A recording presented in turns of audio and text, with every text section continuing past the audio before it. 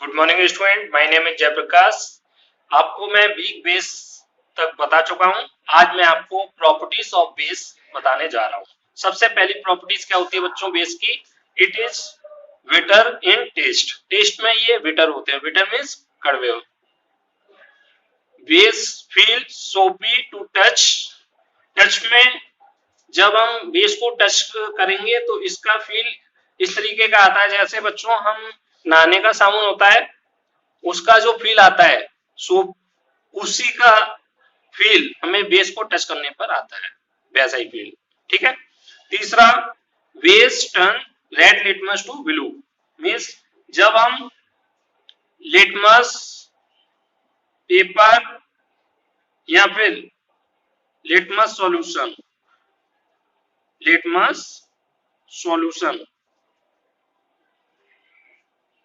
Solution पर क्या करेंगे, कोई बेस ऐड करेंगे तो होगा क्या बच्चों, इस लिटमस पेपर का कलर कैसा होगा? पहले होगा ये रेड, और रेड से ये किस में कन्वर्ट हो जाएगा बच्चों? ब्लू कलर में कन्वर्ट हो जाएगा। Okay. Base conduct electricity in solution. ऐसा सॉल्यूशन जिसमें बेस प्रेजेंट है वो इलेक्ट्रिसिटी कंडक्ट कराता है, और इनको इलेक्ट्रोलाइट्स भी बोलते हैं। ओके। क्यों बोलते हैं? ये क्यों इलेक्ट्रिसिटी कंडक्ट कराते हैं बच्चों? आपको पता है बेस उनको बोलते हैं जो OH माइनस आयंस रिलीज कराते हैं जब हम वाटर में इनको डिसॉल्व करते हैं। क्लियर? जब वाटर में हम डिसॉल्व करेंगे OH माइनस आयन रिलीज होंगे, और ये मूविंग कंडीशन में होते हैं और इस पर माइनस का चार्ज है। ये आपको चार्ज नजर आ रहा है, मूविंग चार्ज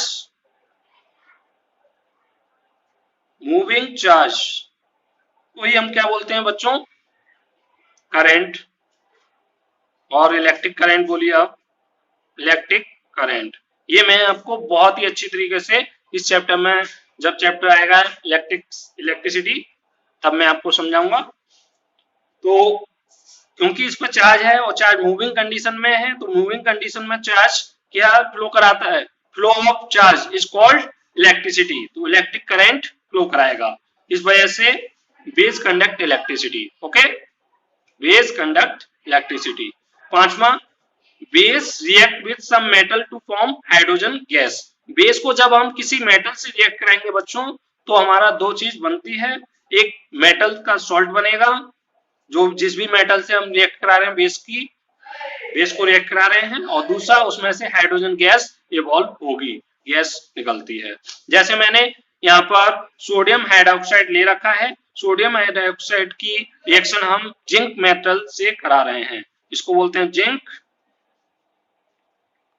और ये सोडियम हाइड्रोक्साइड। तो जब हम इसकी रिएक्शन कराएंगे तो बच्चों होगा क्या?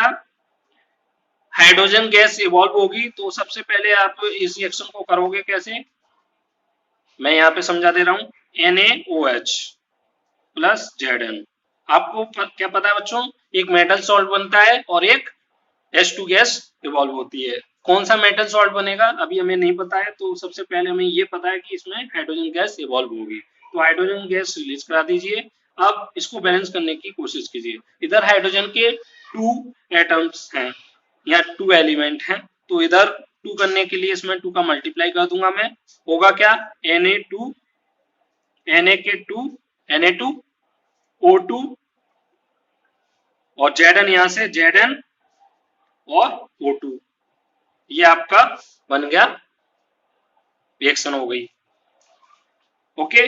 Note, all the metal do not react with base to form salt and hydrogen gas. अब ऐसा नहीं है कि सभी जितनी भी मेटल हैं वो ये रिएक्शंस शो करें। कुछ मेटल्स हैं स्पेसिफिक मेटल जो इस तरीके की रिएक्शन बेस के साथ शो करती हैं।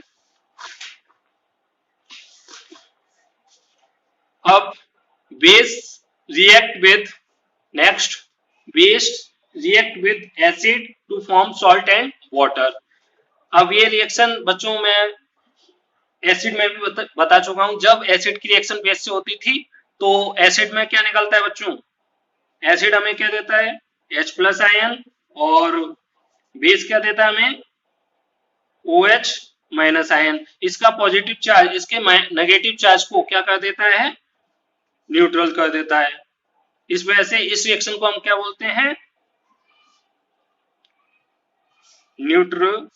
Neutralisation reaction. ओके, तो वही लिख रखा है, जब बेस और एसिड की रिएक्शन होगी तो एक मेटल सॉल्ट बनेगा और H2O वाटर बनेगा। तो जैसे मैंने यहाँ पे सोडियम हाइड्रोक्साइड लिया है और सल्फ्यूरिक एसिड लिया है, जिसको हम हाइड्रोजन सल्फेट भी बोलते हैं, और सोडियम सल्फेट यहाँ पे बना हाइड्रोजन सल्फेट, और यहाँ पे क्या बना सोडियम सल्फेट, ये एक सॉल्ट हो गया मेटल का सॉल्ट, और वाटर बन गया। तो रिएक्शन यही होती है इसमें, when an acid and base combined then it is called neutralization reaction due to combination of hydrogen ions present in acid and hydroxide ion present in base to form water। वही मैंने आपको बताया, क्योंकि acid में क्या present होता है H+ ion, और बेस में क्या प्रेजेंट होता है OH- आयन, और ये आपस में कंबाइन करते हैं, ये अपने चार्ज को फिनिश करते हैं, न्यूट्रलाइज कर देते हैं, और क्या बनाते हैं वाटर बना देते हैं। तो न्यूट्रलाइजेशन रिएक्शन आपसे अब कभी भी पूछी जाए तो आपको ये सभी दिखाना होगा। Bases, base react with non metal oxide. तो बेस हमारे नॉन मेटल ऑक्साइड से भी रिएक्शन करते हैं और क्या बनाते हैं, वही सॉल्ट और वाटर का फॉर्मेशन करते हैं।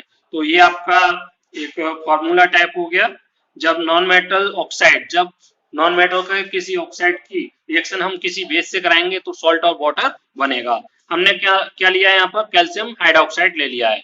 तो ये कैल्शियम का क्या हुआ, या तो हाइड्रोक्साइड ले लें तो मेटल ऑक्साइड या हाइड्रोक्साइड, तो यहाँ पे लिया है, और कार्बन डाइऑक्साइड गैस। ये चैप्टर 1 की एक फेमस रिएक्शन है, और इसमें क्या बना कैल्शियम कार्बोनेट और वाटर बन गया। यूज ऑफ बेस, तो बच्चों ये बहुत ही सिंपल है।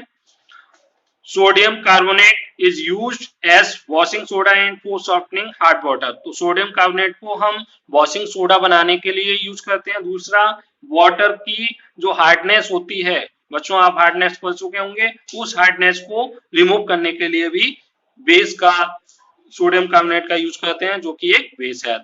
एनीवे, सोडियम हाइड्रोक्साइड का यूज हम सोप्स, साबुन बनाने में, पेपर मिल में, और सिंथेटिक फाइबर के बनाने में यूज करते हैं।